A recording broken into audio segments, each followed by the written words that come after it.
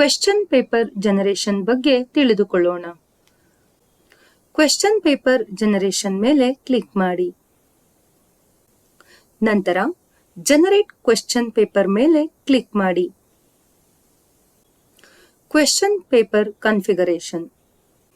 ನೀವು ಪ್ರಶ್ನೆ ಪತ್ರಿಕೆಯನ್ನ ಜನರೇಟ್ ಮಾಡುವ ಮೊದಲು ಮೀಡಿಯಂ, ಕ್ಲಾಸ್ ಹಾಗೂ ಸಬ್ಜೆಕ್ಟ್ ಅನ್ನ ಆಯ್ಕೆ ಮಾಡಿಕೊಳ್ಬೇಕಾಗತ್ತೆ.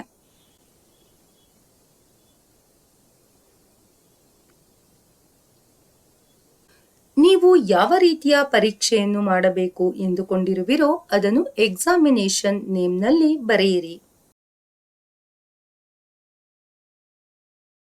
ನಂತರ ಆ ಪರೀಕ್ಷೆಗೆ ಅನುಗುಣವಾದ ಅಂಕಗಳನ್ನು ಟೋಟಲ್ ಮಾರ್ಕ್ಸ್ ನಲ್ಲಿ ನಮೂದಿಸಿ. Question paper scope. ಇದರಲ್ಲಿ 2 ಆಯ್ಕೆಗಳನ್ನ ಕಾಣ್ತಾ ಇದ್ದೀರಾ. ಮಲ್ಟಿಪಲ್ ಚಾಪ್ಟರ್ಸ್ ಮತ್ತೊಂದು ಸಿಂಗಲ್ ಚಾಪ್ಟರ್. ಮಲ್ಟಿಪಲ್ ಚಾಪ್ಟರ್ಸ್ ಅನ್ನ ಆಯ್ಕೆ ಮಾಡಿಕೊಂಡರೆ ಒಂದಕ್ಕಿಂತ ಹೆಚ್ಚು ಅಧ್ಯಾಯಗಳನ್ನ ಒಳಗೊಂಡಂತೆ ಪ್ರಶ್ನೆ ಪತ್ರಿಕೆಯನ್ನ ಜನರೇಟ್ ಮಾಡಬಹುದು. ಸಿಂಗಲ್ ಚಾಪ್ಟರ್ ಇದನ್ನ ಆಯ್ಕೆ ಮಾಡಿದರೆ ಆಯಾ ಪಾಠಕ್ಕೆ ಅನುಗುಣವಾಗಿ ಸಬ್ ಟಾಪಿಕ್ ಗಳನ್ನ ಒಳಗೊಂಡಂತೆ ಪ್ರಶ್ನೆ ಪತ್ರಿಕೆಯನ್ನ ಜನರೇಟ್ ಮಾಡಬಹುದು. ಮೊದಲಿಗೆ ಮಲ್ಟಿಪಲ್ ಚಾಪ್ಟರ್ಸ್ ಅನ್ನ ಆಯ್ಕೆ ಮಾಡಿಕೊಳ್ಳೋಣ. ನಂತರ ಪಾಠಗಳನ್ನ ಆಯ್ಕೆ ಮಾಡಿಕೊಳ್ಳಿ.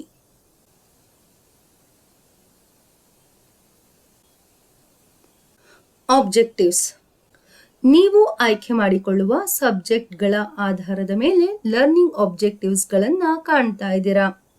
ಇಂಗ್ಲಿಷ್ ಸಬ್ಜೆಕ್ಟ್ ಅನ್ನ ಹೊರತಾಗಿ ಬೇರೆ ಸಬ್ಜೆಕ್ಟ್ ಗಳನ್ನ ಆಯ್ಕೆ ಮಾಡಿಕೊಂಡರೆ ನಾಲೆಡ್ಜ್, ಅಂಡರ್ಸ್ಟ್ಯಾಂಡಿಂಗ್, ಅಪ್ಲಿಕೇಶನ್, ಸ್ಕಿಲ್ ಇವುಗಳನ್ನ ಕಾಣಬಹುದು. ಇಂಗ್ಲಿಷ್ ಸಬ್ಜೆಕ್ಟ್ ಅನ್ನ ಆಯ್ಕೆ ಮಾಡಿಕೊಂಡರೆ ನಾಲೆಡ್ಜ್, ಕಾಂಪ್ರಹೆನ್ಷನ್, ಎಕ್ಸ್ಪ್ಲೈನ್ ಮತ್ತು ಅಪ್ರಿಸಿಯೇಷನ್ ಇವುಗಳು ಕಾಣುತ್ತವೆ. ಈ ಉದ್ದಿಷ್ಟಗಳಲ್ಲಿ ವಿಂಗಡಣೆಯಾಗಿರುವ ಶೇಕಡವಾರು ಮೊತ್ತ ಒಟ್ಟು 100% ಆಗಿರುತ್ತದೆ. ನೀಡಲಾಗಿರುವ ಶೇಕಡವಾರು ನಿಮಗೆ ಸರಿ ಎನಿಸಿದ್ದಲ್ಲಿ ಮುಂದುವರಿಯಬಹುದು ಅಥವಾ ಬದಲಾವಣೆಯ ಅವಶ್ಯಕತೆ ಇದ್ದಲ್ಲಿ ಮಾಡಿಕೊಳ್ಳಬಹುದು. ಉದಾಹರಣೆಗೆ, ಇವುಗಳಲ್ಲಿ ಏನೇ ಬದಲಾವಣೆ ಮಾಡಿದರೂ ಒಟ್ಟಾರೆ ಮೊತ್ತ 100% ಆಗಿರಬೇಕು. Marks distribution. ಟೋಟಲ್ ಮಾರ್ಕ್ಸ್ ನಲ್ಲಿ ನಿಗದಿಪಡಿಸಿರುವ ಅಂಕಗಳು ನೀವು ಎಷ್ಟು ಪಾಠಗಳನ್ನು ಆಯ್ಕೆ ಮಾಡಿಕೊಂಡಿರುತ್ತೀರೋ ಅಷ್ಟು ಪಾಠಗಳಿಗೂ ವಿಂಗಡಣೆಯಾಗಿರುತ್ತದೆ. ವಿಂಗಡಣೆ ಆಗಿರುವ ಅಂಕಗಳನ್ನು ಬದಲಾವಣೆ ಮಾಡಿಕೊಳ್ಳಲು ಅವಕಾಶವಿದೆ.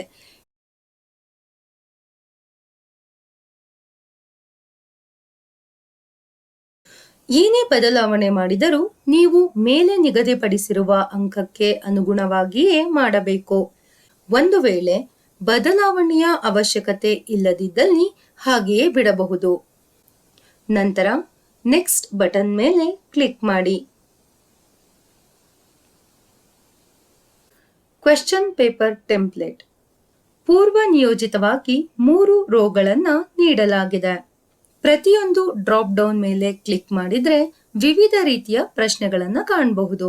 ನಿಮಗೆ ಬೇಕಾದ ಪ್ರಶ್ನೆಗಳನ್ನ ಆಯ್ಕೆ ಮಾಡಿಕೊಳ್ಳಲು ಅವಕಾಶವಿದೆ. ಹೆಚ್ಚಿನ ಪ್ರಶ್ನೆಗಳನ್ನು ಸೇರ್ಪಡೆಗೊಳಿಸಲು ಇಲ್ಲಿ ಕಾಣುವಂತಹ ಪ್ಲಸ್ ಚಿಹ್ನೆಯ ಮೇಲೆ ಕ್ಲಿಕ್ ಮಾಡಿ.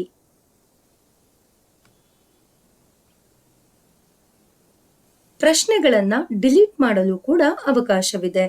ಡಿಲೀಟ್ ಮಾಡಲು ಇಲ್ಲಿ ಕಾಣುವಂತಹ ಡಿಲೀಟ್ ಬಟನ್ ಮೇಲೆ ಕ್ಲಿಕ್ ಮಾಡಿ. ಗಮನಿಸಬೇಕಾದಂತಹ ಒಂದು ಪ್ರಮುಖ ಅಂಶ, ನೀವು ಟೋಟಲ್ ಮಾರ್ಕ್ಸ್ ನಲ್ಲಿ ನಿಗದಿಪಡಿಸಿರುವ ಅಂಕ ಪೂರ್ವ ನಿಯೋಜಿತವಾಗಿರುವ ಈ 3 ಪ್ರಶ್ನೆಗಳಿಗೆ ವಿಂಗಡಣೆಯಾಗಿರುತ್ತದೆ. ನೀವು ಪ್ರಶ್ನೆಗಳನ್ನ ಸೇರ್ಪಡೆಗೊಳಿಸಿದ್ದಲ್ಲಿ ಅಥವಾ ಡಿಲೀಟ್ ಮಾಡಿದ್ದಲ್ಲಿ ನಂಬರ್ ಆಫ್ ಕ್ವೆಶ್ಚನ್ಸ್ ಮತ್ತು ಮಾರ್ಕ್ಸ್ ಪರ್ ಕ್ವೆಶ್ಚನ್ ನಲ್ಲಿ ಬದಲಾವಣೆ ಮಾಡುವುದು ಕಡ್ಡಾಯವಾಗಿರುತ್ತದೆ. ಒಂದು ವೇಳೆ ನೀವು ಯಾವುದೇ ರೀತಿಯ ಬದಲಾವಣೆಯನ್ನು ಮಾಡದೆ ನೆಕ್ಸ್ಟ್ ಬಟನ್ ಮೇಲೆ ಕ್ಲಿಕ್ ಮಾಡಿದರೆ ಮುಂದುವರಿಯಲು ಸಾಧ್ಯವಾಗುವುದಿಲ್ಲ. ಹಾಗಾಗಿ ಬದಲಾವಣೆ ಮಾಡುವುದು ಅವಶ್ಯಕ. ಏನೇ ಬದಲಾವಣೆ ಮಾಡಿದರೂ ಟೋಟಲ್ ಮಾರ್ಕ್ಸ್ ನಲ್ಲಿ ನಿಗದಿಪಡಿಸಿರುವ ಅಂಕಗಳ ಮೊತ್ತಕ್ಕೆ ಹೊಂದುವಂತಿರಬೇಕು. ಮುಂದಿನ ಪುಟಕ್ಕೆ ಹೋಗುವ ಮುಂಚಿತವಾಗಿ ಹಿಂದಿನ ಪುಟದಲ್ಲಿ ಏನಾದರೂ ಬದಲಾವಣೆಯ ಅವಶ್ಯಕತೆ ಇದೆ ಎಂದಾದಲ್ಲಿ ಪ್ರೀವಿಯಸ್ ಬಟನ್ ಮೇಲೆ ಒಮ್ಮೆ ಕ್ಲಿಕ್ ಮಾಡಿ. ಅದು ನಿಮ್ಮನ್ನು ಹಿಂದಿನ ಪುಟಕ್ಕೆ ಕರೆದೊಯ್ಯುತ್ತದೆ. ನಂತರ ನೆಕ್ಸ್ಟ್ ಬಟನ್ ಮೇಲೆ ಒಮ್ಮೆ ಕ್ಲಿಕ್ ಮಾಡಿ. ಹಂತ 2ರಲ್ಲಿ ನೀವು ಆಯ್ಕೆ ಮಾಡಿದ ಪ್ರಶ್ನೆಗಳು ಲರ್ನಿಂಗ್ ಆಬ್ಜೆಕ್ಟಿವ್ಗಳನ್ನು ಒಳಗೊಂಡಂತೆ ಬ್ಲೂ ಪ್ರಿಂಟ್ ತಯಾರಾಗಿದೆ. ಇಲ್ಲಿ ಬಂದಿರುವಂತಹ ಪ್ರಶ್ನೆಗಳನ್ನ ಒಮ್ಮೆ ಪರಿಶೀಲಿಸಿ.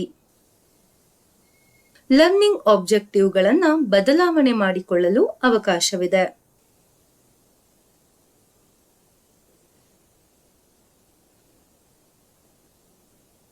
ಎಲ್ಲವನ್ನ ಪರಿಶೀಲಿಸಿ ಬದಲಾವಣೆ ಮಾಡಿದ ನಂತರ ಜನರೇಟ್ ಕ್ವೆಶ್ಚನ್ ಪೇಪರ್ ಮೇಲೆ ಕ್ಲಿಕ್ ಮಾಡಿ. ಕ್ವೆಶ್ಚನ್ ಪೇಪರ್ ಜನರೇಟ್ ಆಗಲು 1 ರಿಂದ 2 ನಿಮಿಷದವರೆಗೆ ಸಮಯವನ್ನ ತೆಗೆದುಕೊಳ್ಳುತ್ತದೆ. ಈಗ ಪ್ರಶ್ನೆ ಪತ್ರಿಕೆ ಜನರೇಟ್ ಆಗಿದೆ. ಬಲಭಾಗದಲ್ಲಿ ಇದಕ್ಕೆ ಪೂರಕವಾದ ಹಿಮ್ಮಾಹಿತಿಯನ್ನು ಕೇಳಲಾಗಿದೆ. ಹಿಮ್ಮಾಹಿತಿಯನ್ನು ನೀಡಿ. ನಿಮ್ಮ ಅನಿಸಿಕೆ ಹಾಗೂ ಪ್ರತಿಕ್ರಿಯೆಗಳನ್ನು ಬರೆಯಲು ಸ್ಥಳಾವಕಾಶ ಕೂಡ ಲಭ್ಯವಿದೆ. ಕ್ವೆಶ್ಚನ್ ಪೇಪರ್ ಹಾಗೂ ಬ್ಲೂ ಪ್ರಿಂಟ್ ನಿಮಗೆ ವರ್ಡ್ ಡಾಕ್ಯುಮೆಂಟ್ ನಲ್ಲಿ ಲಭ್ಯವಿದೆ. ಡೌನ್ಲೋಡ್ ಮಾಡಿಕೊಳ್ಳಲು ಅವಕಾಶವಿದೆ.